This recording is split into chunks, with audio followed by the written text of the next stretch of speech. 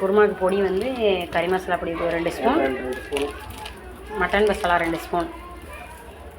காரத்துக்கு தேவையான நீங்கள் மிளகாத்தூள் போட்டுக்கலாம், இல்லைன்னா அவாய்ட் பண்ணிக்கலாம். இப்போ புரோட்டா போட்டுட்ருக்கோம் பாருங்கள். புரோட்டா மாவு பிசைஞ்சு போட்டு இப்போ எடுத்துகிட்ருக்கோம்.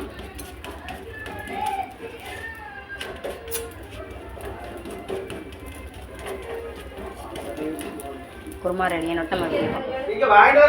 ஹாய் ஃப்ரெண்ட்ஸ், எங்கள் வீட்டில் புரோட்டா, அதுக்கு சால்னா, அதுக்கு வந்து மசாலா அரைச்சி வச்சுருக்கோம். ஒரு முடி தேங்காய், 50 கிராம் முந்திரி, 2 தக்காளி, 4 பச்சை மிளகா எல்லாம் போட்டு அரைச்சி வச்சுருக்கோம். பாருங்கள் டேஸ்ட்டாக. சால்னாவுக்கு வெஜ்ஜு குருமா தான். அதுக்கு தாளிப்புக்கு தேவையான பொருள்: சின்ன வெங்காயம் 100 கிராம்,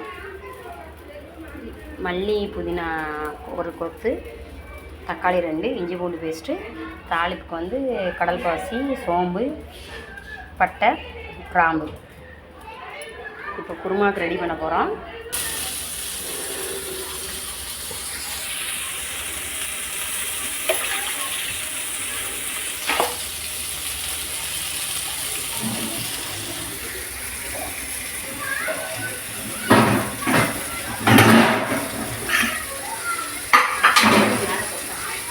இது இருந்தால் இங்கே தான் இருக்கும். நேரத்துக்கு எனக்கு எத்தனை பார்த்துக்கலாம்.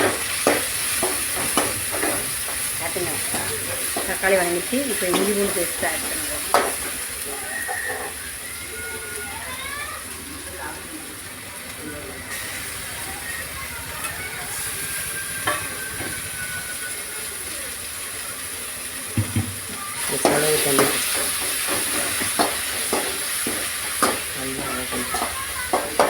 இஞ்சி பூண்டு நல்ல வாசனை போகட்டும்.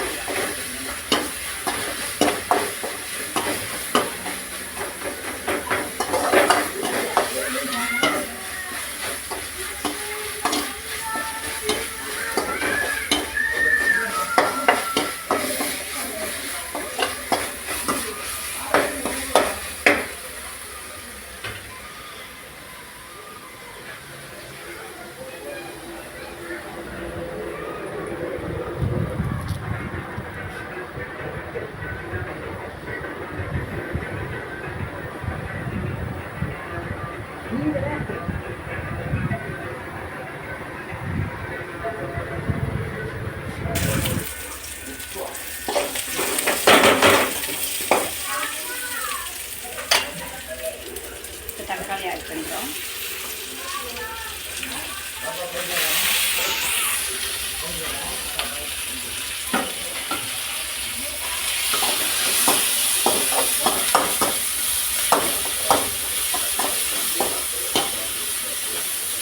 தக்காளி நல்லா வதங்கட்டும்.